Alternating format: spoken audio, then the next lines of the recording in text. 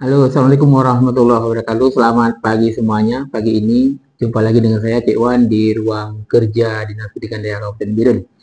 Pada pagi ini saya akan coba pemirsa mengajak berdiskusi dengan ChatGPT yang sudah saya buka pada layar desktop saya ini, pada laptop.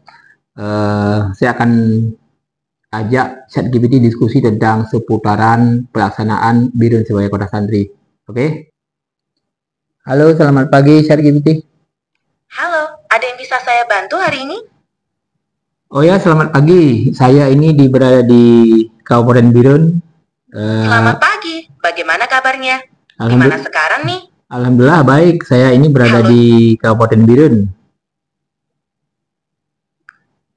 senang mendengar kabar baik dari Anda. Lagi di Kabupaten Biruan ya? Ada rencana seru hari ini?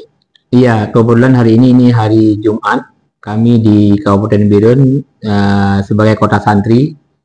Tentunya kita bicarakan kalau bisa ada waktu kita diskusikan masalah beberapa topik tentang pelaksanaan syariat Islam di Kabupaten Biren. Wah, pastinya menarik sekali untuk mendiskusikan topik tersebut. Apalagi mengingat peran Kabupaten Biruan sebagai kota santri. Ada topik spesifik yang ingin Anda bahas? Mungkin tentang acara keagamaan atau tradisi Islam yang khas di Biruan?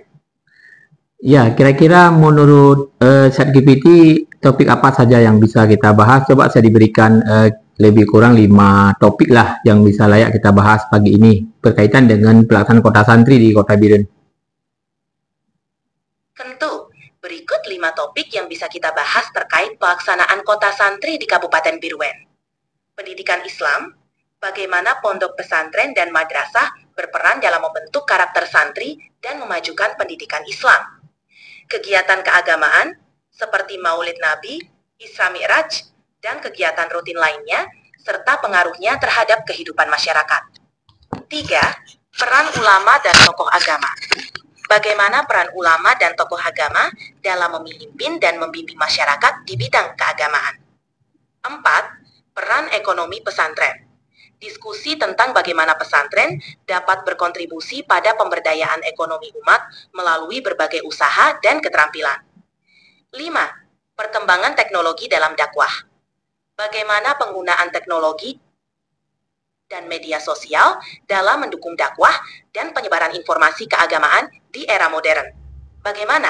Ada yang menarik perhatian? Ya, bagus. Kelima topik itu saya melihatnya cukup sangat bagus untuk kita bahas. Tapi saya untuk tahap pertama mungkin lebih tertarik pada topik yang pertama.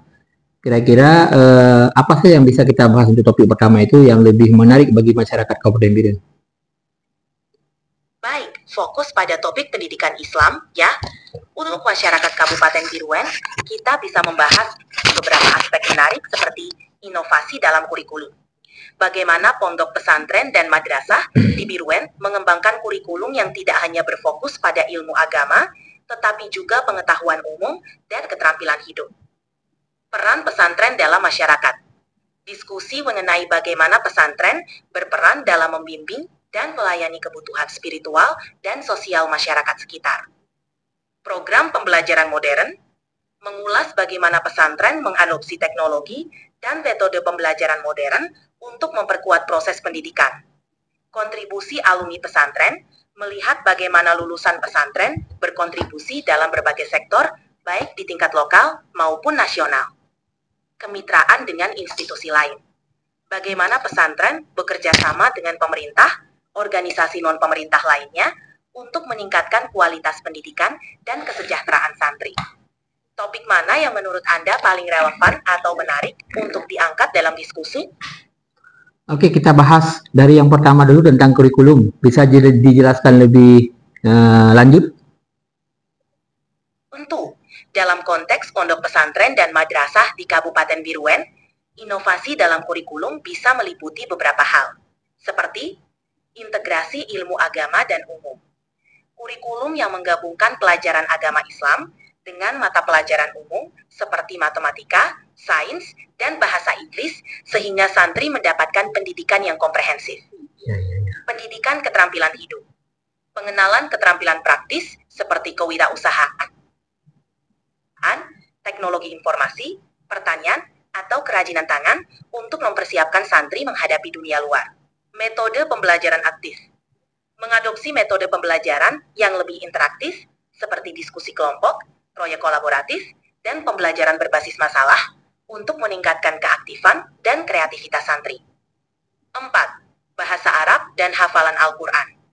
Penguatan pengajaran bahasa Arab dan program hafalan Al-Quran dengan metode yang disesuaikan dengan kemampuan santri. Pendidikan karakter. Penekanan pada pembentukan takhlak mulia dan karakter Islami melalui pembelajaran dan keteladanan sehari-hari. Dengan inovasi ini, diharapkan santri tidak hanya unggul dalam ilmu agama, tetapi juga siap bersaing di dunia modern.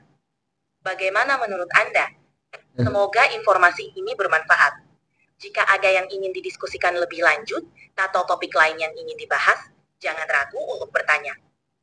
Baik, terima kasih untuk pagi ini. Mungkin kita lanjutkan lain kali. Terima kasih semuanya.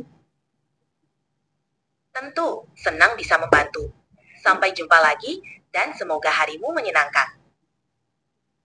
Demikian, pemirsa, saya pagi-pagi saya coba ajak ChatGPT untuk diskusi satu topik tentang kurikulum Daya.